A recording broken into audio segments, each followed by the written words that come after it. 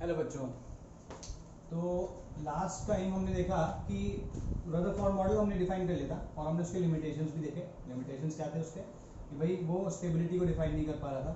ठीक है, तो अब कोई मॉडल अगर एटम स्टेबल है because they exist then they that means they are stable, लेकिन अगर वो उसको एक्सप्लेन नहीं, इसकी स्टेबिलिटी को एक्सप्लेन नहीं कर पा रहा, that means there is something wrong और missing in the model.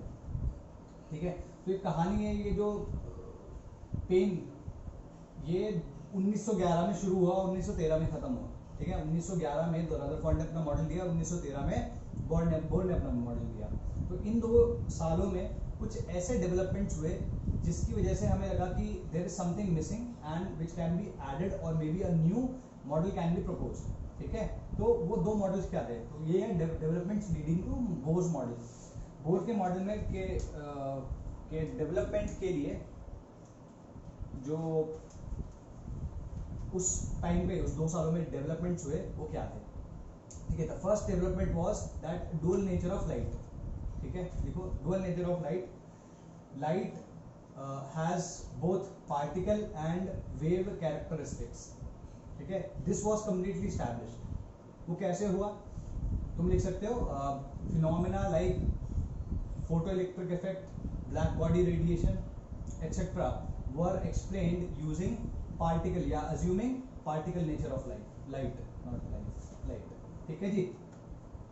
Second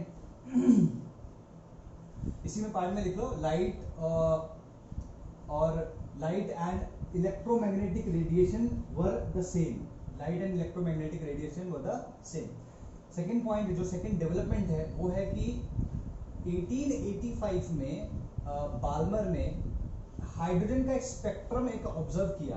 ठीक है, वो स्पेक्ट्रम क्या है वो थोड़ा आगे ही बताऊंगा, लेकिन बाल्मर ने 1885 में ये एक हाइड्रोजन एटम का स्पेक्ट्रम ऑब्जर्व किया। अब वो स्पेक्ट्रम इस मॉडल से तो एक्सप्लेन नहीं हो रहा था, और जिसने उसे थोड़ा बहुत भी एक्सप्लेन किया वो कैसे किया?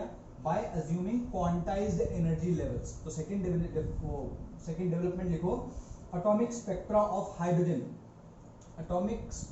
of hydrogen and others could only be explained by assuming quantized energy levels of electron in an atom। किसी एटम के अंदर क्वांटाइज इलेक्ट्रॉन से क्वांटाइज एनर्जी लेवल्स होनी चाहिए। ये क्वांटाइज क्या है और ये एनर्जी लेवल्स क्या है थोड़ा सा आगे देखेंगे। ये 2 डेवलपमेंट्स है, कोई अगर तुमसे पूछे स्कूल में तो तुम इसका एज एन आंसर लिख सकते हो। ठीक है, now let's talk about the first point. उस फर्स्ट पॉइंट को क्या बोलेंगे? फर्स्ट पॉइंट में क्या था कि डुअल नेचर की बात हुई। ठीक है, तो डुअल नेचर का मतलब क्या हुआ? That light has both wave like properties and particle like properties. Wave like and particle. ठीक है, अब वेव लाइक और पार्टिकल लाइक से पहले एक चीज बता देता हूं। जो पार्टिकल कैरेक्टर है लाइट का, that was proposed by Newton's corpuscular theory. तो इसको लिखने से पहले लिखना कि न्यूटन्स कॉर्पस या पार्टिकल नेचर करके लिखना हेडिंग, और उसमें लिखना particle nature was proposed by Newton in his corpuscular का स्पेलिंग होता है ये corpuscular theory of light, in which he assumed light to be made up of a stream of corpuscles of light. ठीक है, that theory could explain that theory could explain reflection and refraction of light, but could not explain interference and diffraction of light। ठीक है, ये 2 points लिख लेना उसमें, क्योंकि इसमें डिफ्रैक्शन और इंटरफेरेंस की बात हो रही है। ये प्योर वेव लाइक प्रॉपर्टीज है लाइट की। जब तुम ऑप्टिक्स पढ़ोगे 12th में, ठीक है, वो भी फिजिक्स में, नॉट इन केमिस्ट्री, तब तुम्हें और डिटेल में इसके बारे में पता चलेगा। लेकिन अभी के लिए समझ लो कि जो 2 मैंने बोले, रिफ्लेक्शन और refraction, they could be explain by assuming particle nature of light and diffraction and interference could not be explained by assuming particle nature of light but could be explained by assuming wave nature of light. ठीक है, ये clear हो गया ना. Wave like और particle like in दोनों characteristics को समझने की कोशिश करते हैं. जैसे देखो ये पेन है मेरे हाथ में, ठीक है. अच्छा, ये पार्टिकल की तरह बिहेव करेगा, कैसे वो बता दूं. पहले अज्यूम करो कि जैसे इस रूम की बात लेते हैं, यहाँ जिस रूम में तुम बैठे हो अभी उसकी रूम की बात कर लेते हैं. तुमने कोई सॉन्ग लगाया या हल्का सा कोई म्यूजिक लगाया, तो मतलब तुम उसको सुन सकते हो, इतना ऑडिबल होना चाहिए, तो तुम उसको सुन सकते हो. कहीं पे भी लगाया हो रूम में, तो you will be able to hear it if the voice या वॉल्यूम इज लाउड इनफ होगी तो सुन लोगे, है ना. तो कहीं भी कोने में भी रूम में रखी हो तो भी तुम सुन सकते हो. जो दीवार पे चिपकली है वो भी सुन सकती है, जो बेड के नीचे कॉकरोच होगा वो भी सुन सकता है. ठीक है, तो everybody in the room can hear it because it is present everywhere. ठीक, but this pen it's not present everywhere, it's present in this space only. इसी स्पेस में है ये. साइमल्टेनियसली वहाँ नहीं मिलेगा, वो साइमल्टेनियसली वहाँ नहीं मिलेगा. लेकिन वेव क्या है, साइमल्टेनियसली मैं भी सुन सकता हूँ, कॉकरोच भी सुन सकता है और चिपकली भी सुन सकती है. ठीक है, so you can say wave like property, लिखो वेव लाइक प्रॉपर्टी. ठीक है, उसके नीचे लिखना present at all points in space. पहला पॉइंट लिखना present in all points in space. और पार्टिकल नेचर में क्या होगा, प्रेजेंट एट अ सिंगल और several particles points in space. ठीक है जी. अब इसको देखो कि क्योंकि वेव है, उसको जितने पॉइंट्स अवेलेबल थे उसने सारे के सारे पॉइंट्स ऑक्यूपाई कर लिए, है ना. लेकिन पेन को क्या है, पेन को कुछ ही पर्टिकुलर पॉइंट्स उसने ऑक्यूपाई किए, बाकी सब तो खाली है. तो you can write that waves present, waves can be present at every point. Waves can be present at every point while, यहाँ पे जब सेकंड पॉइंट लिखोगे, while particles can take up only certain positions in space. ठीक है, तो इसको बोल या इसको एक्सप्लेन करने का दूसरा तरीका, या इसी में एक्सप्लेन करने का मैं इसको थोड़ा सा और इलैबोरेट करने की कोशिश करता हूँ. तो अगर तुम्हें ये सारी की सारी स्पेस अवेलेबल है, तो साउंड और waves can occupy all the space. That means they can occupy continuous values. ठीक है, और they can give continuous values. जबकि जो पार्टिकल होगा, that not this one particle होगा, that will occupy several spaces, like some spaces only, some spaces only. ठीक है, तो क्योंकि वो कंटिन्यूअस वैल्यूज को एक्सेप्ट कर सकता है या कंटिन्यूअस वैल्यूज को ऑक्यूपाई कर सकता है, तो हम कहेंगे that it shows a continuous pattern. While particles which cannot occupy all the points or all the space, they will show discontinuous pattern. तो इसमें लिखो it can be said that waves take all the values or continuous values, है ना. या तो सारी होगी, जैसे कह सकते हैं कंटिन्यूअस वैल्यू ले रहा है. ठीक है, एंड थर्ड पॉइंट लिखना है इसमें पार्टिकल्स में, particles can take a few single और अ फ्यू डिस्क्रीट वैल्यूज. ये ध्यान रखना है, कंटिन्यूअस एंड डिस्क्रीट को जो मैं बोल रहा हूँ ना, कंटिन्यूअस एंड डिस्क्रीट, ये ध्यान रखना है भाई. कंटिन्यूअस एंड डिस्क्रीट, इसको डिसकंटिन्यूअस भी बोल सकते हो तुम, टू अंडरस्टैंड इट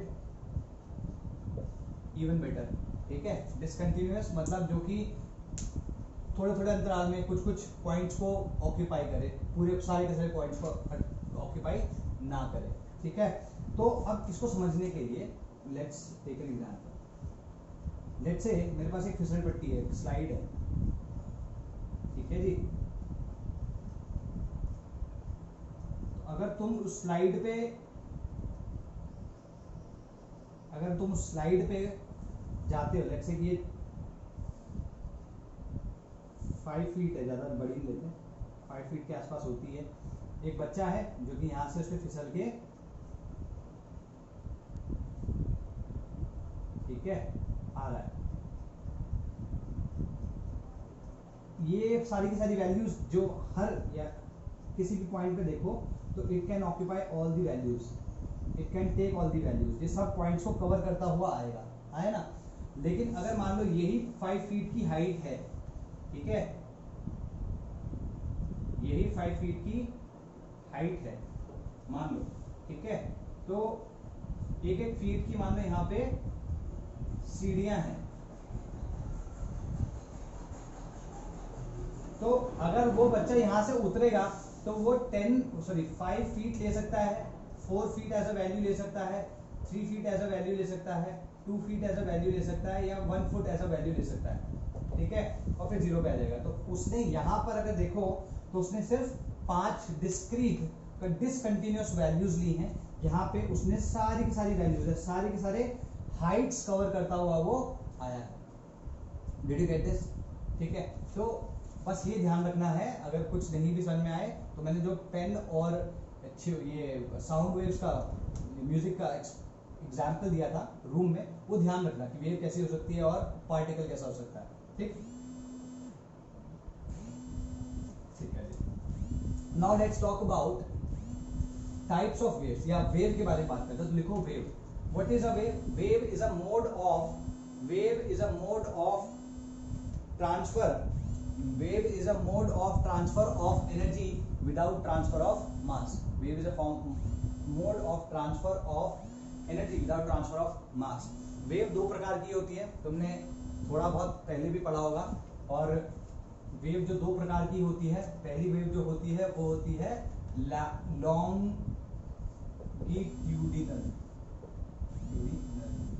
लॉन्गिट्यूडिनल और ट्रांसवर्स। ये थोड़ा बहुत तुमने पहले से पढ़ा हुआ है, जल्दी से इसको कवर करते हैं। ठीक है, अगर मैं वेव की बात करता हूं,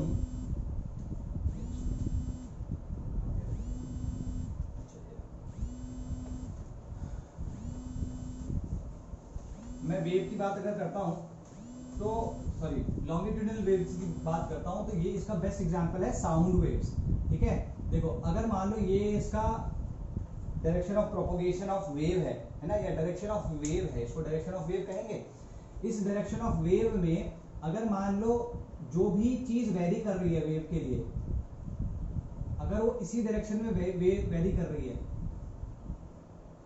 तो हम कहेंगे लॉन्गिट्यूडिनल वेव्स है।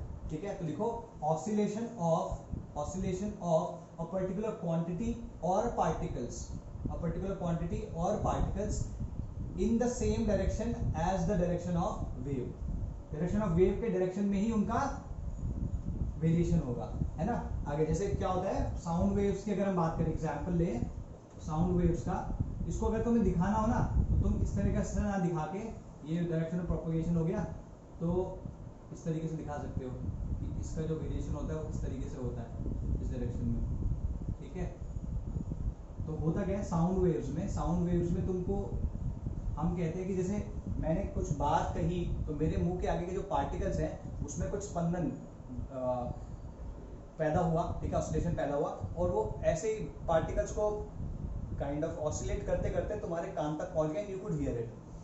ठीक है, या फिर ऐसा होता है कि प्रेशर वेरिएशन होता है, तो तुम कह सकते हो that either pressure is varying और पार्टिकल्स आर ऑसिलेटिंग। ठीक है, तो ये तुम्हारा साउंड वेव्स हो गया। अब जो दूसरा है जो कि तुम ज्यादा फेमिलियर हो गए, तुमने एक स्ट्रिंग का एक्सपेरिमेंट देखोगे, एक दीवार पे तुमने धागा बांधा या रस्सी बांधी हो और तुम उसको ऐसे ऐसे घुमा रहे हो हाथ से पकड़ के।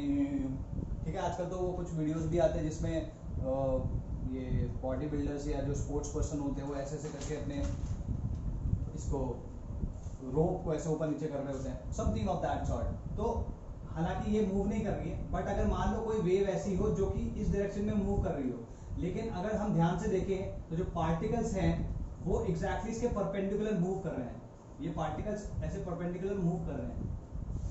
ठीक है ना, या फिर लाइट वेव्स की बात करें वो भी इस तरीके की होती है। ठीक है, तो तुम ट्रांसवर्स वेव्स की बारे में लिखो, oscillations of particular quantity.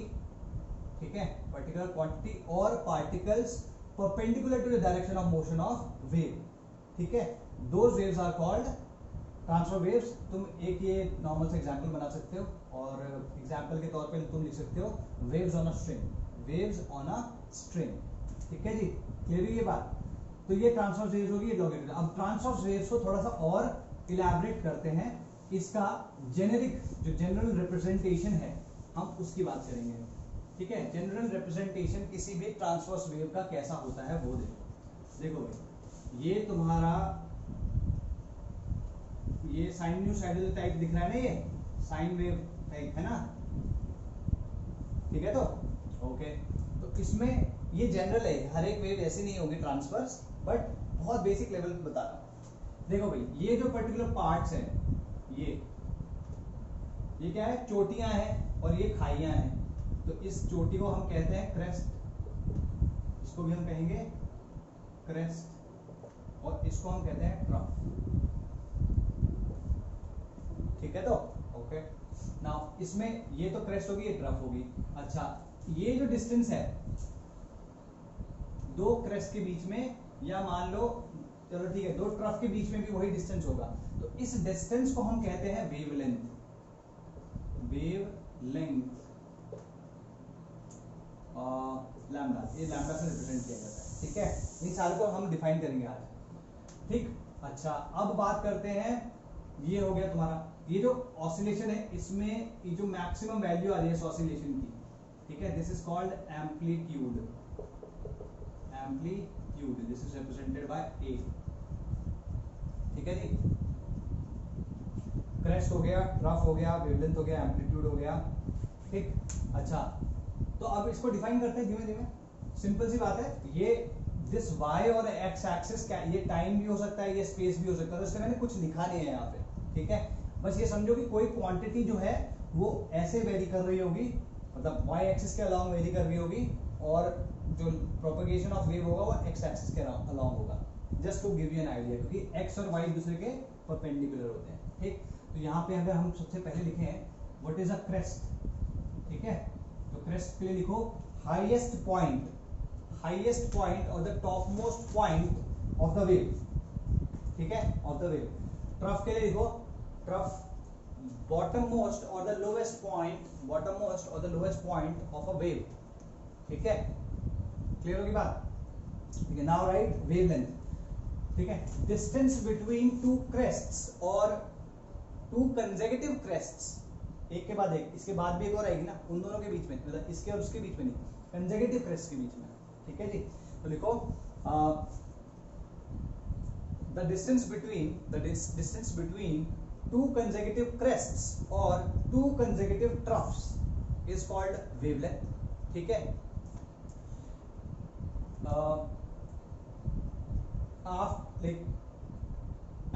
After that distance the wave starts replicating itself. देखो इससे इस डिस्टेंस के बीच में can you see that there is no two particles which have same kind of a property. लेकिन तुम यहाँ देखो, इसके इस पॉइंट के बाद में जैसा यहाँ है वैसा यहाँ पे, ठीक है ना। वेवलेंथ जो होती है इसके बाद वेव अपने आप को रिपीट करना शुरू कर देती है, ठीक है। तो लिख लिया, okay. It is represented by lambda and its units are, ठीक है। वेवलेंथ है, वेवलेंथ, ठीक है।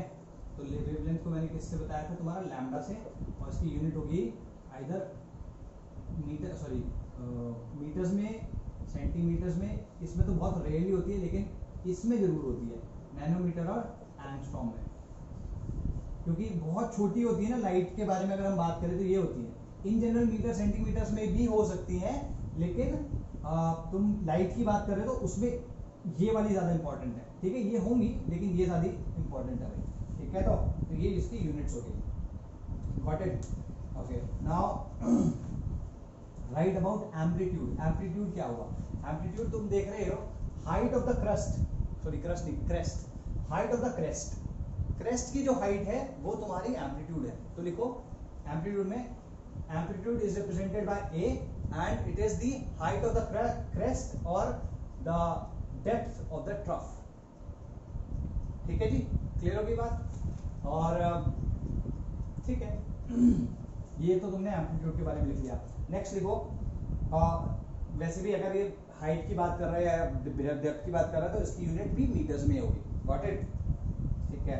अब बात करते हैं फ्रीक्वेंसी की। ये फ्रीक्वेंसी हालांकि शायद तुमने पहले कभी ये पढ़ा हो, फ्रीक्वेंसी का मतलब क्या हुआ, अगर मान लो मैं कहता हूं ये पॉइंट है, इस पॉइंट से कितनी वेव्स पर सेकंड जा रही हैं, अगर मैं तुमसे ये क्वेश्चन पूछूं how would you define it, तो दैट पर्टिकुलर जो मैंने अभी बात बोली that is what frequency is. So frequency अगर हम देखें after the fifth point is frequency. Frequency क्या है? It is the number of waves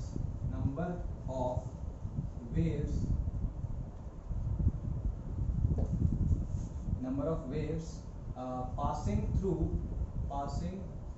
through a particular point in space per unit time। एक सेकेंड या जो भी यूनिट हम तुम लेना चाहते हो, एक सेकेंड के अंदर कितनी पर यूनिट टाइम, ठीक है। तो क्या बोल रहा था मैं, हाँ, per unit point in space पर यूनिट टाइम। तो किसी भी पॉइंट, कोई सा भी पॉइंट ले लो, चाहे तुम ये वाला पॉइंट ले लो, इस पॉइंट से कितनी वेव्स पर यूनिट टाइम पास हो रही है, that is what frequency is, ठीक है। It is represented by this, ये अपंग सा है, वी होता है ना, वी, ये थोड़ा अपंग सा है, इसको पोलियो रखा है, इसको बोलते हैं न्यू, ठीक है। तो ये फ्रीक्वेंसी जो है न्यू नाम के किसी एक जो ग्रीक अल्फाबेट्स है उससे रिप्रेजेंट होती है। अगर तुम इसकी यूनिट देखो तो यूनिट इसकी एक डिफाइंड यूनिट है जिसको हम हर्ट्ज कहते हैं, लेकिन हर्ट्ज को भी हम पर सेकेंड के हिसाब से बोल सकते हैं, पर सेकेंड हम बोल सकते हैं, ठीक है। अच्छा, इसको साइकिल्स पर सेकेंड से भी रिप्रेजेंट किया जाता है, साइकिल पर सेकेंड, ठीक है जी, ये कुछ नहीं है। अच्छा, इससे एक चुटकुला समझ में आया, सुना है, याद आएगा तो। फ्रीक्वेंसी का कलर क्या होता है? फ्रीक्वेंसी का कलर क्या होता है? फ्रीक्वेंसी का कलर होता है पर्पल। कैसे? फ्रीक्वेंसी मींस पर सेकेंड, सेकेंड को हम क्या बोलते हैं? पल, ठीक है। तो पर पल, ठीक है जी। ओके, तो ये तुम्हारा फ्रीक्वेंसी हो गई, sorry for that, I could not stop my self. ये तुम्हारी फ्रीक्वेंसी होती है। अब एक लास्ट चीज है जिसको हम कहते हैं वेव नंबर। ये वेव नंबर क्या है? वेव नंबर ये कहना चाहता है कि कोई एक यूनिट लेंथ ले लो, चाहे 1 मीटर ले लो, चाहे 1 सेंटीमीटर ले लो, उसके अंदर से कितनी वेव्स, मतलब कितनी वेव्स बन सकती है। तो जैसे अगर किसी वेव की वेवलेंथ है आधा सेंटीमीटर, तो मैं कहूं कि 1 सेंटीमीटर में कितनी वेव्स हैं, तो तुम बोलोगे सर 2, है ना। अच्छा, अगर मैं कहूं कि 1 मीटर में कितनी होंगी, तुम कहोगे 200। ये कैसे आया वो भी देखेंगे, लेकिन पहले इसकी डेफिनेशन लिख लेते हैं। लिखो भाई, wave number is the number of waves per unit length. Wave number है, उसमें आगे लिखो, वेव नंबर के आगे number of waves per unit length, ठीक है। और ये रिप्रेजेंट कैसे किया जाता है?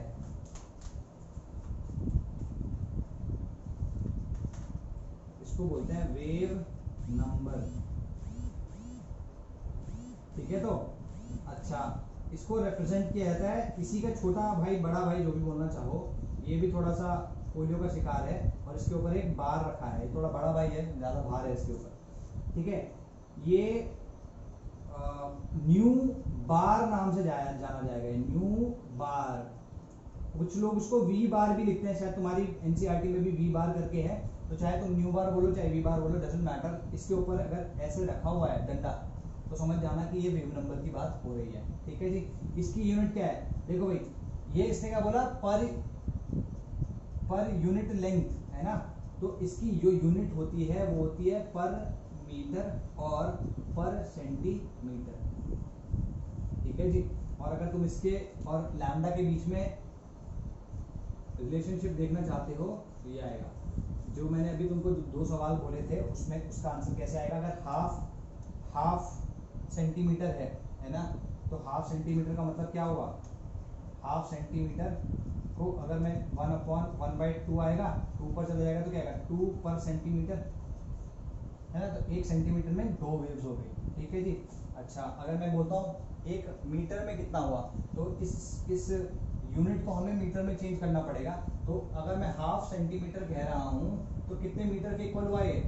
ठीक है, कितने मीटर के इक्वल हुआ ये? 1/100 सेंटीमीटर, 1 मीटर अपॉन 100, ये यूनिट फैक्टर है, ये मैंने इसे मल्टीप्लाई कर दिया, ठीक है। यहाँ से ये गया कितना आएगा? 1/200 मीटर्स, ये आया।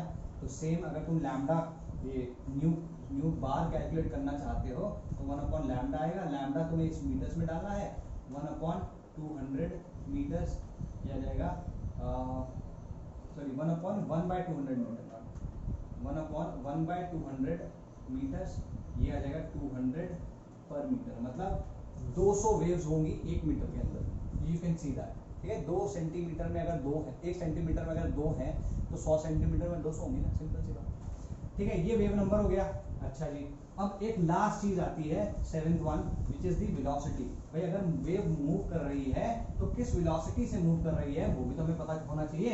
तो जो 7th कैरेक्टरिस्टिक्स है वो है वेलोसिटी और स्पीड। इनफैक्ट वेलोसिटी नहीं कहना चाहिए हमको, स्पीड कहना चाहिए, क्योंकि हम यहाँ पे इसके डायरेक्शन की बात नहीं कर रहे हैं, सिर्फ मैग्नीट्यूड की बात कर रहे हैं। वेलोसिटी का मैग्नीट्यूड हमेशा स्पीड ही होता है। तो स्पीड की अगर हम बात करें तो speed is equal to v, ठीक है। Speed is like the number of या डिस्टेंस ट्रेवल्ड बाय इसकी डेफिनेशन बोलो, distance travelled by a wave per unit time, ठीक है, पर यूनिट टाइम। तो v is equal to lambda into nu होता है, ठीक है, और इसकी यूनिट क्या होगी, मीटर पर सेकेंड। क्लियर होगी बात।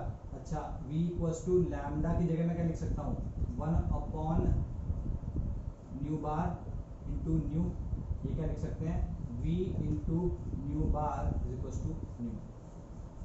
तो ये दो फॉर्मूले हम देख सकते हैं। क्लियर होगी भैया बात, ठीक है जी, ओके। चलो अब बात करते हैं इलेक्ट्रोमैग्नेटिक थ्योरी ऑफ लाइट की बात करते हैं, क्योंकि इलेक्ट्रोमैग्नेटिक थ्योरी थी जिसने wave characteristic of electromagnetic radiation को समझाया है। यहाँ आपने वेव तो समझ लिया कि वेव क्या है, लेकिन क्योंकि लाइट और इलेक्ट्रोमैग्नेटिक रेडिएशन भी एक वेव ही है, और अगर थोड़ा सा करेक्ट टर्म में बोले तो it is behaving like a wave, ठीक है। तो ये चीज ध्यान रखना, इस तरीके से समझो इसको, जैसे तुम्हारे भी या किसी भी पर्सन के बहुत सारे फेसेट्स होते हैं, या जिसको बोलते हैं ना कि ये तो दोगला है, या चलो ठीक है तो नहीं जाते, तुम ये समझो जब तुम दोस्तों के साथ में होते हो तब तुम्हारा बिहेवियर कैसा होता है, और जब तुम अपने पेरेंट्स के या मे बी मेरे साथ में अगर कभी हो तो तब तुम्हारा बिहेवियर कैसा होगा, है ना। तो तुम जब बड़ों के साथ में होते हो तो एकदम मीक से होते हो, तुमसे सुधरा हुआ कोई नहीं है ना, श्री राम का अवतार हो तुम। लेकिन जब तुम अपने दोस्त के साथ में होते हो तो तुम पूरे रावण होते हो, ठीक है। तो these are like your behaviour is different at different places, ठीक है। इसका मतलब ये तो नहीं है कि तुम अलग अलग पर्सन हो दोनों जगह पे, ठीक है। You are the same person but you are behaving differently in two situations. So same happens with light. At some times it behaves like a particle, at other times it behaves like a wave. मतलब whatever characteristic it's like suits at that moment of time. जो भी उस moment of time में उसे suit करता है वो उसके जैसा बिहेव कर लेता है, ठीक है। So it is very very flexible. तो अब बात करते हैं कि जो ये लाइट है, लाइट को इलेक्ट्रोमैग्नेटिक जो रेडिएशन की थ्योरी है उसके बेसिस पे कैसे एक्सप्लेन किया गया, या electromagnetic radiation electromagnetic theory of light जो है वो है क्या, ठीक है। अब लिखो इलेक्ट्रोमैग्नेटिक रेडिएशन, यहाँ हेडिंग डालना, सॉरी ये इसी के अंडर आएगा, हाँ। तो लिखो electromagnetic radiation and electromagnetic theory of light, electromagnetic radiation and electromagnetic theory of light. तो इसमें बोलो सबसे पहले चीज देखो, इलेक्ट्रोमैग्नेटिक रेडिएशन और लाइट भी इलेक्ट्रोमैग्नेटिक रेडिएशन ही है, लेकिन लाइट को हम लाइट अलग से इसलिए बोलते हैं क्योंकि वो पार्ट हमें दिखता है, बाकी जितने भी इलेक्ट्रोमैग्नेटिक रेडिएशन है we can not perceive it through our eyes. उसको परसीव करने के लिए और तरीके हैं, we can not perceive it through our eyes, ठीक है। तो लिखो इलेक्ट्रोमैग्नेटिक रेडिएशन और लाइट, इलेक्ट्रोमैग्नेटिक रेडिएशन और light exhibit wave characteristics as well, exhibit wave characteristics as well, ठीक है। सेकेंड पॉइंट लिखो, they arise due to a disturbance in space, due to a disturbance in space created इस definition को लिख लो फिर मैं समझाता हूं इसको। created by simultaneous variation of या oscillation of simultaneous variation or oscillation of electric electric and magnetic field varying perpendicular to each other. ठीक है, इसको समझाने के लिए क्या है, इलेक्ट्रिक और मैग्नेटिक फील्ड्स हैं जो कि एक दूसरे के परपेंडिकुलर वेरी कर रहे हैं। ठीक है, और they are varying perpendicular to each other. और ठीक है, इतना ही है, मतलब दिस इज सो। ठीक है, लेट मी एक्सप्लेन अगेन। या तुम्हारी जो वेव, जो रेडिएशन है, electromagnetic radiation, it arises, electric और मैग्नेटिक फील्ड जो है वो एक दूसरे के परपेंडिकुलर वेरी कर रहे होते हैं। इस वेरिएशन की वजह से साइमल्टेनियसली ये वेरी कर रहे होते हैं, इस वेरिएशन की वजह से डिस्टर्बेंस क्रिएट होती है स्पेस में, and that particular disturbance is called a wave. ठीक है जी, या electromagnetic wave to be sure. तो इसको समझने का तरीका सबसे अच्छा ये है कि हम इसका एक डायग्राम बना लें। ठीक है जी, तो तुमने 3 एक्सिस सुने होंगे, 3 डायमेंशंस की बात अभी तक सुनी है कि नहीं सुनी है? कहीं ना कहीं तो सुनी होगी, 9th 10th में, 11th में भी थोड़ी बहुत में भी। अगर नहीं पता तो मैं थोड़ा बहुत बता देता हूँ। अपने रूम में जहां पे भी खड़े हो, किसी भी एक कोने को पकड़ लो। जैसे यहाँ पे एक कोना मेरे पास में है, ठीक है, मैं इसमें देखता हूँ कि अगर मैं इधर जाने वाली जो लाइन है, मतलब ये जो दिख रही होगी जहाँ पे फ्लोर पे, वो इधर जाने वाली लाइन x है, और इधर जाने वाली लाइन y है, और ये जाने वाली जो लाइन है ये z है। तो मैं इन तीनों को 3 एक्सिस मान सकता हूं, और मैं ऐसे ही x, y और z मान सकता हूं। ठीक है जी, ये होगी बात। अब अगर तुम देखो ध्यान से, ये तीनों के तीनों जो लाइंस हैं एक दूसरे के परपेंडिकुलर है। तो ये इसके परपेंडिकुलर, ये इसके परपेंडिकुलर भी है, और ये इसके परपेंडिकुलर है। तो तीन एक दूसरे के म्यूचुअली परपेंडिकुलर है। ठीक, तो होता क्या है, देखो भाई, एक वेव बना रहा हूं मैं, एक वेव बना रहा हूं मैं, which is going somewhat like this.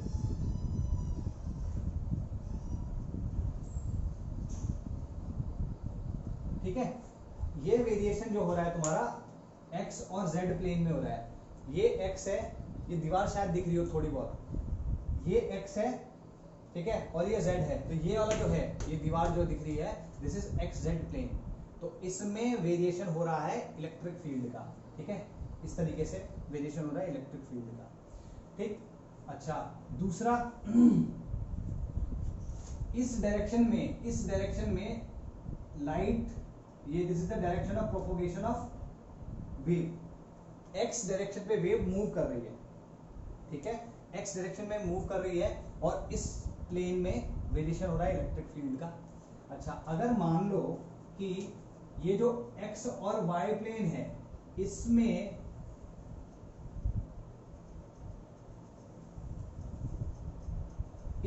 X और वाई प्लेन में मैग्नेटिक फील्ड का वेरिएशन हो रहा हो, एक्स और वाई प्लेन में मैग्नेटिक फील्ड का, ये जो एक्स है और ये वाई है, जिस फ्लोर पे मैं खड़ा हूं वो एक्स वाई प्लेन है, और इसमें मैग्नेटिक फील्ड का वेरिएशन हो रहा है। तो अगर इसमें ध्यान से देखें, इसका वेरिएशन जेड एक्सिस के अलोंग हो रहा है।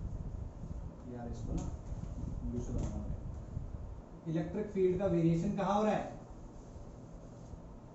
जेड एक्सिस में। तो हम कह सकते हैं कि electric field is varying along the Z axis. और अगर ध्यान से देखें तो जब लाइट मूव कर रही है एक्स डायरेक्शन की तरफ, तो एक्स और जेड प्लेन में इलेक्ट्रिक फील्ड का वेरिएशन हो रहा है। अच्छा, इसमें देखो ये वाई है, मैग्नेटिक फील्ड मैंने क्या बोला, एक्स वाई प्लेन में है। तो अगर तुम ध्यान से देखोगे तो मैग्नेटिक फील्ड का जो वेरिएशन है वो वाई एक्सिस पे है। ठीक है, और अगर एक्स डायरेक्शन में तुम्हारी लाइट मूव कर रही है, तो इसका जो वेरिएशन आएगा that will be along the X Y plane. ठीक है, तो तुम ध्यान से अगर देखो तो इलेक्ट्रिक फील्ड और मैग्नेटिक फील्ड एक दूसरे को परपेंडिकुलर है। हाँ है। अच्छा, क्या वो दोनों के दोनों साइमल्टेनियसली वेरी कर रहे हैं? हाँ कर रहे हैं। ठीक है, क्या वो दोनों के दोनों लाइन या direction of propagation of light के परपेंडिकुलर है? ये z एक्सिस पे, ये y एक्सिस पे है, और ये दोनों के दोनों एक्सिस किसके परपेंडिकुलर है? x के। ठीक है, ये तीनों की तीनों चीज समझ में आ रही है इसमें? गुड। तो लिखो इसमें electric field, the direction of oscillation of, देखो the direction of oscillation of electric field and magnetic field are perpendicular to each other, are perpendicular to each other and they are perpendicular to the direction of propagation of the wave and they are perpendicular to the direction of propagation of wave। तो इसमें तुम अगर ध्यान से देखो, हम इसको basic level पे ऐसे लिख सकते हैं कि x एक्सिस के अलाउंग क्या है, डायरेक्शन ऑफ वेव है। अच्छा, y एक्सिस के अलाउंग क्या है, magnetic field, variation of magnetic field, और z एक्सिस के अलाउंग क्या है, variation of electric field. Are we clear about this? Simple enough, ठीक है जी, ठीक है। देखो ये चीज बहुत इंपॉर्टेंट जो अब मैं पॉइंट लिखवा रहा हूँ, ये इलेक्ट्रोमैग्नेटिक थियरी में या इनफैक्ट यूँ समझो तुम्हें रदरफोर्ड की जो थियरी थी उसको फेल करने का काम आया था। हमने क्या बताया था कि अगर कोई भी पार्टिकल किसी सर्कुलर पाथ पे जाता है तो वो एक्सेलरेट हो रहा होता है, उसका डायरेक्शन चेंज हो रहा होता है, हालांकि उसकी स्पीड चेंज नहीं होती अगर तुम यूनिफॉर्म सर्कुलर मोशन की बात करो, लेकिन उसके बावजूद भी वो it is accelerating all the time. अगर उसको सर्कुलर ऑर्बिट पे जाना है तो उसको एक्सेलरेट होना ही होना है, क्योंकि वो एक्सेलरेट हो रहा है और वो चार्ज पार्टिकल है, तो it is producing electromagnetic radiation. तो यही मैक्सवेल ने अपनी थ्योरी में कहा, उसने कहा कि जो स्टेशनरी पार्टिकल चार्ज पार्टिकल होता है वो इलेक्ट्रिक फील्ड प्रोड्यूस करता है। ऐसे लिख लेना, stationary particle produces electric field only, uniformly moving particle produces electric field as well as magnetic field, and the third thing is a continuously accelerated charge will produce electromagnetic radiation। तो जो electromagnetic radiation बना है वो तुम्हारा किसी charge particle को accelerate करते हुए बना है, ठीक है, एक्सेलरेट करने पे बना है। लिखो इसमें, they are produced when a charge is accelerated, when a charge is accelerated and the electric and magnetic fields are clubbed together in a way to produce electromagnetic radiation। तीसरी चीज लिखो, these waves do not require, next चीज लिखो, these waves do not require any medium for their propagation, ठीक है। और last line लिखना, they travel with the speed of light, ठीक है। स्पीड ऑफ लाइट कितनी होती है, इनकी वेलोसिटी लिखी जाती है v। v को इनफैक्ट जब लाइट या रेडिएशन की बात करें तो v is actually written as c is equal to 3 into 10 raised to 8 meters per second या 3 into 10 raised to 10 centimeters per second, ठीक है जी। इस तरीके से इसको देख लेना, और ये c से रिप्रेजेंट की जाती है, ठीक। किसी भी ऑर्डिनरी वेव की जो वेलोसिटी है वो v से लिखते हैं, लाइट की वेलोसिटी को c से लिख रहे होते हैं, ठीक है जी। इसकी एक्चुअली में 2 नहीं होती, 2.99 समथिंग होती है, लेकिन हम इसको अज्यूम 3 कर लेते हैं, ठीक है जी। Okay, for easier calculations. और जो लाइट है, light is also an electromagnetic wave. तो ये पॉइंट्स जो हैं वो सारे के सारे लिखने जरूरी हैं, ठीक है जी। अच्छा, इसमें अगर तुम देखो ये c है तो c will be equal to lambda into nu, मतलब अगर ये स्पीड ऑफ लाइट है तो तुम्हारा जो भी इसकी वेवलेंथ होगी, ठीक, और जो भी इसकी फ्रीक्वेंसी होगी उनका जो प्रोडक्ट होगा that will be equal to the speed of light, ठीक। Now write electromagnetic radiation.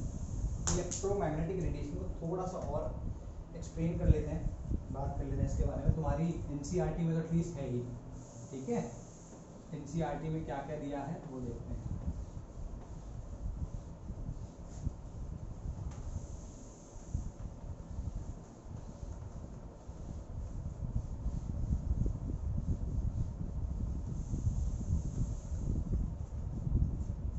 ठीक है जी, यहाँ पे लिखो इलेक्ट्रोमैग्नेटिक रेडिएशन या इलेक्ट्रोमैग्नेटिक रेडिएशन स्पेक्ट्रम लिखो, क्योंकि स्पेक्ट्रम की बात करते हैं। स्पेक्ट्रम क्या है, ठीक है, इलेक्ट्रोमैग्नेटिक रेडिएशन का स्पेक्ट्रम, ठीक है जी। इसमें सबसे पहले लिखो इलेक्ट्रोमैग्नेटिक वेव्स। इलेक्ट्रोमैग्नेटिक वेव्स, ये डेफिनेशन लिखो पहले इलेक्ट्रोमैग्नेटिक वेव्स की, फिर हम स्पेक्ट्रम की बात करेंगे। इलेक्ट्रोमैग्नेटिक वेव्स लिखो, उसकी डेफिनेशन लिखो। Electromagnetic waves are produced by accelerating charge particles, they move with the speed of light and they do not need any medium for their propagation. The electric and magnetic field in them vary perpendicular to each other and to the direction of propagation of the wave, ठीक है जी। इतना लिख लो, बाकी हम आगे की बात करते हैं। नाउ इलेक्ट्रोमैग्नेटिक स्पेक्ट्रम, अगर तुम ध्यान से देखो तो भाई फ्रीक्वेंसी है और वेवलेंथ है, तो they can take any value same wave. तो क्योंकि वो अलग अलग वैल्यूज ले सकते हैं, तो हमारे पास तो बहुत सारी वेव्स हो जाएंगी, तो हम उनको कैटेगराइज कर देते हैं, ठीक है, ताकि याद रहे। ऐसे तो बहुत इन्फिनिट वेव्स है, लेकिन वो कैटेगराइज कैसे करते हैं वो देखो। तो हम क्या करते हैं, ऐसे ब्लॉक बना लेते हैं, ठीक है। तो इस वाली को हम कहते हैं, या इनफैक्ट इसको बना लेते हैं ऐसे, इसको हम कहते हैं कॉस्मिक रेज, ठीक है, कॉस्मिक रेज। इसको हम कहते हैं गामा रेज, इसको हम कहते हैं एक्स रेज, इसको हम कहते हैं यूवी रेज, ठीक है। ये छोटा सा जो चुन्नू सा पार्ट है यहाँ पे, this is called visible region, visible region, ठीक है। जब इसको पूरा बना लूंगा, हालांकि ये तुम्हारा एनसीईआरटी में भी है, मैं वहीं से देख के बना रहा हूँ, मतलब वही वाला मैं यूज कर रहा हूँ, ठीक है, just to give you an idea. Visible region ये तुम्हारा नेक्स्ट होता है इंफ्रारेड रेज या रेडिएशन, तुम रेज की जगह रेडिएशन भी यूज कर सकते हो। Then there are called these microwaves, ठीक है, माइक्रोवेव्स, ठीक है जी। और फिर उसके बाद आती है तुम्हारी शॉर्ट रेडियो वेव्स और लॉन्ग रेडियो वेव्स, ठीक है। यहाँ पर तुम्हारा एम्पलीट्यूड मॉड्यूलेशन एएम वेव्स होती है। एएम एफएम सुना है वैसे, शायद तुम्हारी जनरेशन में कभी रेडियो ना सुना हो सकता है ना। पहले हम जब छोटे थे तो टीवी बहुत लोग के यहाँ होते थे, तो एक छोटा सा टेप रिकॉर्ड होता था ब्लैक कलर का, ठीक है। उसमें एक ऐसी नॉब सी होती थी जो ना उसके जो रिसीवर होता था उसकी फ्रीक्वेंसी को वेरी करता हुआ दिखाता था, ठीक है। तो अगर फ्रीक्वेंसी मॉड्यूलेशन, मतलब एफएम एएम दो अलग अलग तरीके के मॉड्यूलेशन होते हैं, वो तुम अपना 12th में पढ़ोगे। तो उस वक्त अगर तुम एफएम में लगाते थे या एएम में लगाते थे, तो अलग अलग तरीके के चैनल्स पकड़ता था। तो जैसे आकाशवाणी है, दैट वाज एफएम, हम एफएम रेडियो सुनते थे, ऐसे करके एफएम रेडियो सुन रहे हैं बोलते, तो it got famous like that, ठीक है जी। अब यहाँ पर ये मैंने बनाया किस बेसिस पे है, ये किस बेसिस पे बनाया है कि देखो इस डायरेक्शन में लैम्डा इज इंक्रीजिंग, ठीक है। इस डायरेक्शन में लैम्डा इंक्रीज करता है, और इस डायरेक्शन में अगर लैम्डा इस डायरेक्शन में इंक्रीज कर रहा है, तो फ्रीक्वेंसी किस डायरेक्शन में इंक्रीज करेगी, लैम्डा और फ्रीक्वेंसी का मल्टीप्लिकेशन इज अ कांस्टेंट। तो अगर एक बढ़ेगा तो दूसरे को घटना पड़ेगा। भाई क्या होता है, लैम्डा इज इक्वल टू क्या बोल सकता हूँ, सी अपॉन न्यू। अगर न्यू बढ़ेगा तो ओवरऑल ये क्वांटिटी घटेगी ना, ठीक है। तो इस डायरेक्शन में अगर ये बढ़ रहा है, तो इस डायरेक्शन में फ्रीक्वेंसी बढ़नी चाहिए, ठीक है जी, फ्रीक्वेंसी इस डायरेक्शन में बढ़ेगी। कॉस्मिक रेस के बारे में बहुत ज़्यादा नहीं बात की होती है, जो बात तुम्हारे बारे में की बुक में की गई है वो gamma, x, UV, visible region, infrared, microwave, ये शॉर्ट रेडियो वेव्स हैं, लॉन्ग रेडियो वेव्स के बारे में बात करी है। इसको तुम जानते होगे, रेडियो वेव्स, जो कि रेडियो, या तुम अगर कार में जा रहे हो तो उसका रेडियो, फोन में रेडियो सुन रहे हो तो उसके लिए यूज हो रही होती है। देन देयर इज माइक्रोवेव, आजकल तुम्हारे घर पे भी माइक्रोवेव ओवन्स होंगे, ठीक है, उसमें पॉपकॉर्न जो बढ़िया से बना लेते होंगे। या फिर जो सबसे आसान तरीका जो जानने का, तुम्हारे जो फ़ोन है, ठीक है, उसमें माइक्रोवेव्स यूज़ होती हैं, ध्यान रखना। या तुम्हारा जो टीवी होता है, इंफ्रारेड रेज होती है। इंफ्रारेड रेज, मान लो कोई चीज़ बहुत गर्म है, अगर कोई चीज़ गर्म है तो इंफ्रारेड रेज फेंकेगी, इसका तो तुम्हें पता ही है, बल्ब लगे हैं, सूरज है ना। यूवी रेज थोड़ी सी हाई फ्रीक्वेंसी है ना, इनसे तो हाइयर है। यूवी रेज जो होती है, तुम्हें सुना होगा कि ultra violet rays of the sun, ऐसा कुछ कभी सुना होगा। It is referring to that. X rays जो अभी मैंने बताया भी था, एक्स रेज कब प्रोड्यूस होती है, जब हाई स्पीड इलेक्ट्रॉन्स किसी हैवी मेटल के साथ टकराते हैं, है ना। और तुमने कभी, मेरा तो पाँव 2 बार टूट चुका है, लेफ्ट वाला राइट वाला दोनों बार, एक बार। और तुमने भी देखा होगा कि किसी का एक्सरे कराने गए हो, कहीं कुछ हड्डी में फ्रैक्चर आ गया, तो उनको बोलते हैं कि भाई एक्सरे कराने चल जाओ, तो because that is used to look under your skin कि वहाँ पे क्या टूटा या जुड़ा है, जो भी है। गामा रेज होती है, गामा रेज तुम्हारी न्यूक्लियर फिजिक्स में आती है। इनफैक्ट हमने भी गामा रेज के बारे में थोड़ा बहुत पढ़ा ही था। कॉस्मिक रेज यूँ समझो कि जो सबएटॉमिक पार्टिकल्स होते हैं, जैसे न्यूट्रॉन्स होते हैं, very high speed moving neutrons in the outer space are called cosmic rays, ठीक है। इनफैक्ट अभी भी इस मोमेंट पे अर्थ के थ्रू पता नहीं कितने न्यूट्रॉन्स जा रहे होंगे, billions and trillions of them, ठीक है जी। ओके, तो सबसे इसमें ये बना लेता हूँ तुम्हारे लिए, क्योंकि फ्रीक्वेंसी इधर बढ़ रही है, तो इस एंड पे जो है वो इन्फिनिटी है, ठीक है। यहाँ कहीं पे तुम्हारा 10⁻24 है, ठीक है। इधर कहीं 10⁻20 है, इधर पे 10⁻18 है। इनफैक्ट इसको ना ब्लू से लिख लेते हैं थोड़ा सा क्लियर। एक्स रेज होगी, यहाँ पे 10⁻16 है, ठीक है। ओके, यहाँ पे 10⁻14 है, यहाँ पर 10⁻12 भी है, इधर पे तुम्हारा 10⁻10 है, यहाँ पर इस वाले में तुम्हारा 10⁻8 है, इधर 10⁻6 है, और ये 10⁻4, 10⁻2 और यहाँ 10⁻0 तक है। इसके बाद ये ऑलमोस्ट 0 तक जा सकती है, ठीक है। फ्रीक्वेंसी 0 तक जा सकती है। यहाँ पे समझो ये ऑलमोस्ट 0 शुरू हो रहा है लैम्डा का, और यहाँ से हम आगे बढ़ते जा रहे हैं, ठीक है जी। तो ये 10⁻−16 है। हालांकि जो मैं लिखवा रहा हूँ इसे लिख लो, एक आइडिया होना चाहिए जनरल। ये जो इसमें फ्रीक्वेंसी लिखवा रहा हूँ एकदम बिल्कुल हार्डकोर याद करने की जरूरत नहीं है, एक्सेप्ट फॉर विजिबल रीजन। बाकी किसी को ऐसे हार्डकोर याद करने की जरूरत नहीं है, बस इतना याद होना चाहिए कि क्या मोटा मोटी उसकी फ्रीक्वेंसी या वेवलेंथ होगी, ठीक है ना। कुछ आइडिया हो तो अच्छा रहेगा, मतलब।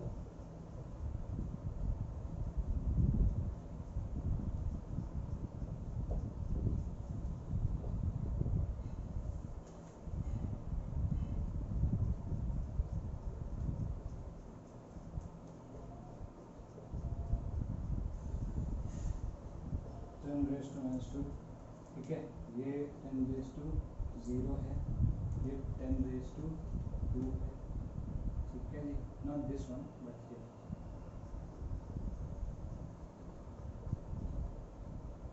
ठीक है। लॉन्ग वाली जो है वो है 10⁻4, 10⁻6, 10⁻2, बाकी ये इंफिनिटी तक जा सकती है, ठीक है जी। ओके, नाउ हमें जो ये तो ठीक है, इतना क्लियर है ना। याद करना हो तो गामा, एक्स, यूवी, ये 3 विजिबल, इसको मानो तुम्हारा सेंटर, ठीक है। इसके इधर, ठीक है ना, इसके इधर 3 है, gamma, x, UV. Cosmic rays को छोड़ दो, इसके इधर भी 3 है, IR, micro and radio. Radio को 2 में बांट दो, तो टोटल कितने हो गए? 7 हो गए ना, मतलब इसको एक काउंट कर लेना, ठीक है। अब हम बात करते हैं इसकी, ठीक है जी। यहाँ पे अगर तुम देखो,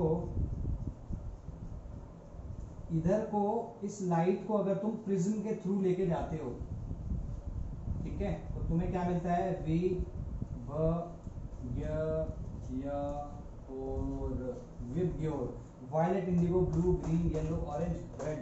ये तुमने पहले भी देखा है प्रिज्म के थ्रू, वो पूरा वो नहीं बना रहा हूँ, ठीक है। लेकिन हमें यहाँ पे जानना क्या है कि इसकी जो वेवलेंथ होती है वो 3800 से इसकी वेवलेंथ हो जाती है 7600, ठीक है जी। अगर तुम ये एंगस्ट्रॉम में लिख रहा हूँ, हाँ ये मैं एंगस्ट्रॉम में लिख रहा हूँ, तुम्हारी जो बुक दी है एनसीईआरटी में इसको 400 बोला है, 400 नैनोमीटर मतलब 4000 एंगस्ट्रॉम, ठीक है। और इसको बोला है 750 नैनोमीटर मतलब 7500 एंगस्ट्रॉम, ठीक है, 7500 एंगस्ट्रॉम। तो हालांकि मैंने यहाँ भी पढ़ा है, जब मैंने खुद पढ़ा था तब तो मैंने ये पढ़ा था, अभी एनसीईआरटी में देख रहा हूँ कि ये है, तो तुम एनसीईआरटी के लिए ये यूज कर सकते हो, ठीक है। हालांकि अगर ऐसा कभी कंफ्यूजन आता है तो वो कभी एग्जाम में कोई पंगा नहीं करते, एग्जाम में वो वैल्यू दे देंगे तुमको, ठीक है, ज़्यादा सुचवाएंगे नहीं तुमसे। और दिस तो ये तुम्हारा इलेक्ट्रोमैग्नेटिक रेडिएशन होगा। अब इलेक्ट्रोमैग्नेटिक रेडिएशन में तुमको कुछ एक आधा क्वेश्चन करके देख सकते हो किस तरीके से ये आएगा इलेक्ट्रोमैग्नेटिक रेडिएशन में। अच्छा, तुमने स्पेक्ट्रम का मतलब समझे, स्पेक्ट्रम का क्या मतलब है, ठीक है। स्पेक्ट्रम, चलो स्पेक्ट्रम की डेफिनेशन लिख लो पहले, तो फिर ये क्वेश्चन करेंगे। स्पेक्ट्रम में क्या है कि जो भी अवेलेबल फ्रीक्वेंसीज थी या वेव्स थी, हमने उन्हें एक सीक्वेंस में, एक पैटर्न में लगाया, या तो इंक्रीजिंग फ्रीक्वेंसीज में या इंक्रीजिंग वेवलेंथ्स में, ठीक है जी। तो इसमें लिखो if all the components of electromagnetic radiation are arranged in order of decreasing or increasing wavelength or frequencies, the pattern obtained is called electromagnetic spectrum। तो इसकी कुछ एक दो क्वेश्चंस करते हैं। अगर तुम ध्यान से देखो, मैं तुम्हें कहता हूँ कि तुम्हें 6000 एंगस्ट्रॉम का एक लाइट दिया है मैंने, ठीक है, लैम्डा। तो इसकी न्यू बार और न्यू क्या होगा ये दोनों बताना तुम्हें। तो न्यू बार का मतलब क्या हुआ, न्यू बार का मतलब हुआ 1 लैम्डा इक्वल्स टू 1/6000 इंटू 10⁻⁻10, ठीक है। तो ये कितना जाएगा -7 10⁻⁷, ठीक है। इसे कैलकुलेट कर लेना तुम, गॉट इट। अच्छा, ये पर मीटर होगा, इतना ध्यान रखना, ये पर मीटर होगा। अच्छा, फ्रीक्वेंसी की बात करते हैं। फ्रीक्वेंसी क्या है, फ्रीक्वेंसी कैसे निकलेगी अब, C/λ, C equals to lambda into nu था, तो मैं ऐसे लिख सकता हूँ इसको, क्या आएगा 3 × 10⁸ मीटर्स पर सेकंड। तो इसको भी मीटर्स में लिखना पड़ेगा। इसको मीटर्स में कैसे लिखोगे, 6 × 10⁻⁷ मीटर आएगा, है ना, ठीक है जी। तो मीटर से मीटर गया, 10⁻15 हो गया, तो 3/6 × 10⁻15 पर सेकेंड, ठीक है। इसको 1/2 कहूंगा तो क्या आएगा, 5 × 10⁻14 आ जाएगा, ये है ना, ठीक है जी। सो दिस इज इट, ये तुम्हारा इलेक्ट्रोमैग्नेटिक रेडिएशन हो गया, सिंपल सी चीज है, ठीक है। अब हम देख लेते हैं इलेक्ट्रोमैग्नेटिक रेडिएशन कितने प्रकार का है। ये सब चीजें आगे यूज होंगी तुम्हारी, एक एक छोटी छोटी चीज है। अभी तो तुम्हारा एक तरीके से इसका बेस बिल्डअप हो रहा है, ठीक है, बेस बिल्डअप हो रहा है।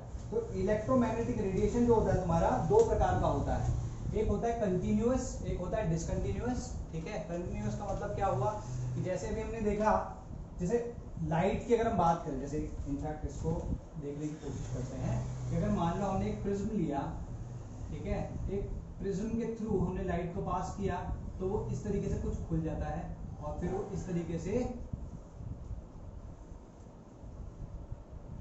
कुछ चेंज हो जाता है, मतलब ऐसे स्प्लिट हो जाता है।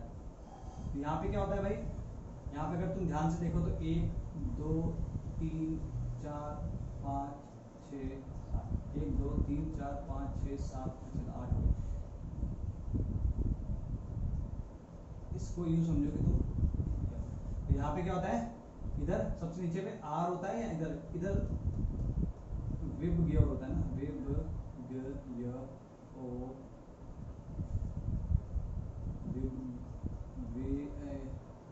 क्या हो गया, बी इस पे है, I B G Y O R, अच्छा सॉरी, ये तो और भी इधर आया। Anyway the point that I am trying to make is कि अगर तुम्हारे पास कभी भी ये स्पेक्ट्रम आया विजिबल वाला, तो तुम अगर ध्यान से देखोगे तो every colour keeps on changing and merges into the next colour. You do not see any missing frequency there या मिसिंग कलर ओवर देयर, है ना। तो एक एंड से लेकर दूसरे एंड तक तुम्हारे पास पूरा का पूरा कंटिन्यूअस स्पेक्ट्रम आया है ना।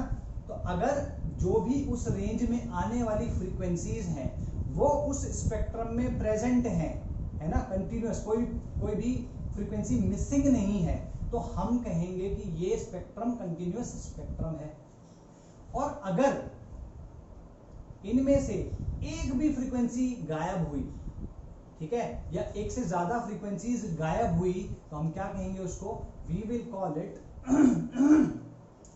कॉल इट डिसकंटिन्यूअस स्पेक्ट्रम, ठीक है। तो उसमें लिखो spectrums or electromagnetic spectrums are of two type, first is continuous spectrum, that arrangement of electromagnetic radiation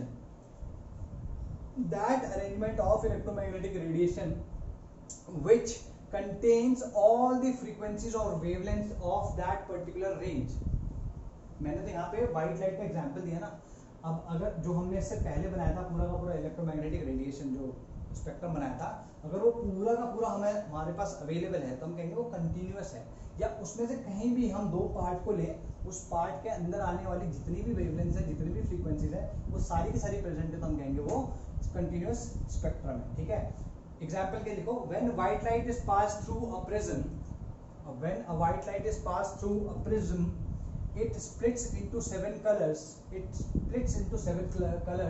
and those colors transition and merge into each other, and those colors transition and merge into each other in a continuous fashion. There is no frequency missing or there is no wavelength missing in that spectrum, ठीक है। all the frequencies, इसके बाद देखो, all the frequencies between 3800 angstrom and 7600 angstrom are present in that spectrum, that's why we will call it a continuous spectrum, ठीक है। discontinuous के बारे में लिख लो, exactly इसका opposite होगा, लिखो that arrangement of electromagnetic radiation which has at least one or a few radiations at least one or a few radiations, bracket में लिख लेना लैम्डा और new, missing from that range is called a discontinuous spectrum, ठीक है। the pattern appears to be, इस तरीके से होगा पैटर्न। अगर तुमको डिसकंटिन्यूअस का लिखना है, the pattern would be somewhat like this, जैसे ये होगा। मान लो इससे इसके बीच में बहुत सारे के सारे कलर्स होने चाहिए, लेकिन डिसकंटिन्यूअस में क्या होगा, ऐसे करके कोई गायब होगा, या ये पूरा का पूरा जो इतना पीस है ये पूरा का पूरा ब्लैक होगा, है ना। इसके इस रेंज की जो फ्रीक्वेंसीज है वो सारी की सारी गायब हैं, या हो सकता है पूरा इतना बड़ा स्पेस ही पूरा गायब हो जाए, something of this sort will happen, ठीक है। इस तरीके की कुछ चीज़ होंगी, या फिर ऐसा हो सकता है कि ये पूरा का पूरा स्पेस जो है वो ब्लैक हो और एक आधी वेव जो हो इधर कहीं तुम्हें फ्रीक्वेंसी की दिख रही है, ठीक है। इसको अगर तुम्हें समझना है एक बार एनसीईआरटी में देख, because I do not have the वो वेल विद ऑल की मैं इसको एग्जैक्टली दिखा पाऊँ, लेकिन तुम्हारी एनसीईआरटी में अच्छे से एक्सप्लेन है, उसमें देख लेना, ठीक है। तो उसमें लिखो, ठीक है, the spectrum pattern appears as a series of bright lines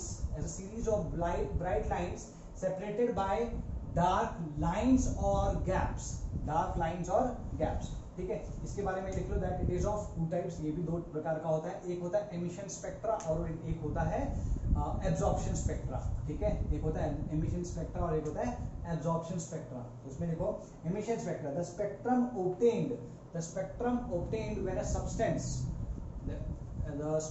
obtained when a substance heated using radiation or heated using substance that has absorbed energy, लिखो substance that has absorbed energy through heating or radiation emits some particular frequencies and does not emit others। जैसे hydrogen को क्या करते हैं, hydrogen को अगर तुमने heat कर दिया या उसको किसी तरीके से एनर्जी दे दी, तो हाइड्रोजन इट एमिट्स रेडिएशन, तो वो कुछ फ्रीक्वेंसी का रेडिएशन एमिट करता है और कुछ फ्रीक्वेंसी का रेडिएशन एमिट नहीं करता है, ठीक है। अभी के लिए इतना ही जानो, इसको इलैबोरेट करते रहेंगे तो आगे आना ही है, ठीक है। तो this is called emission spectra. ठीक।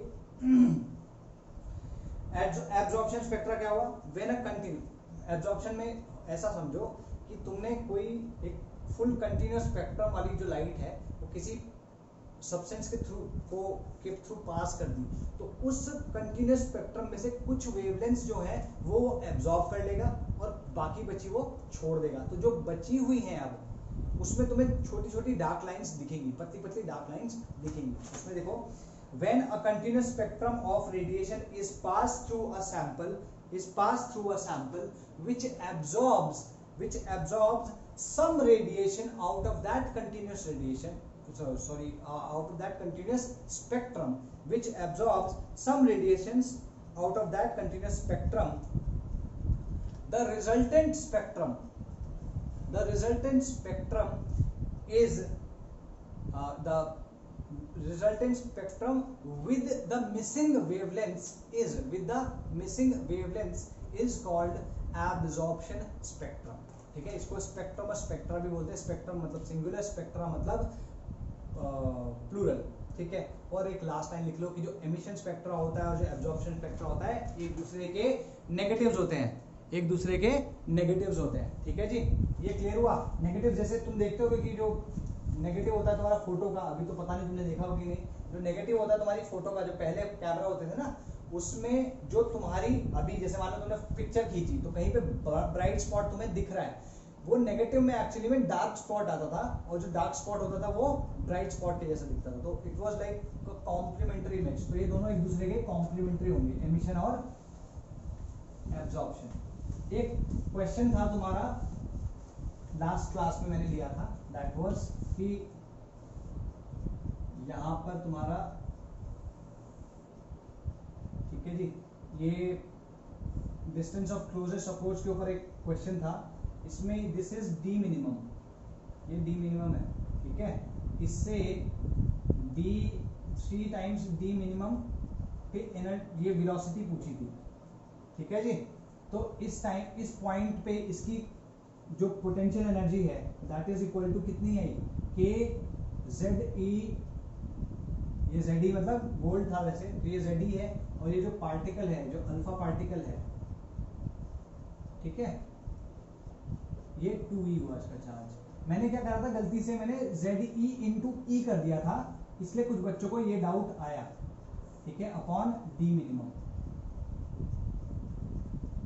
ठीक है, तो ये आ जाएगा के Z E square upon D minimum.